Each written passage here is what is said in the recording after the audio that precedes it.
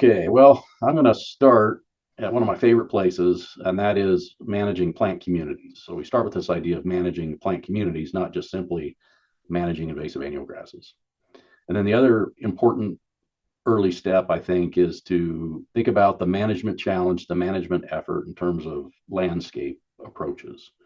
Okay, and so you're managing usually a big chunk of ground, some of which has some of this invasive annual grass. And so thinking about that landscape context is important, which links really nicely with these ideas of defending and growing the core to help prioritize where to work.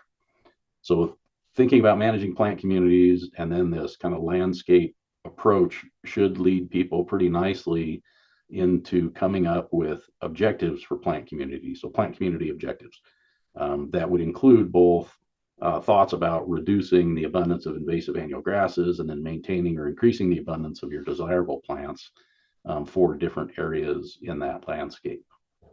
And when thinking about these objectives, obviously you have to think about how much, if any, of your desirable plants are there already. If they're not already there, will there be plans in the near future to do some seeding or to try and introduce more of those desirable plants?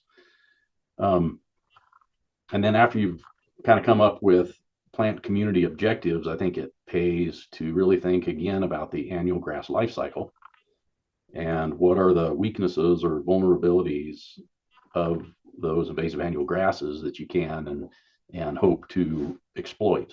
Finally, I think comes the point of considering the various herbicides that are available for use to help manage invasive annual grasses in these plant communities. Think about their properties and which one or which ones are the best fit to your site, your objectives, and your budget. Because we know that some of these herbicides have only post-emergent activity, some have only pre-emergent activity, still others have both pre and post-emergent activity.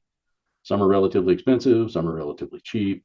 And then, of course, considering timing. So timing that helps you exploit the weaknesses of the invasive annual grasses that are being targeted.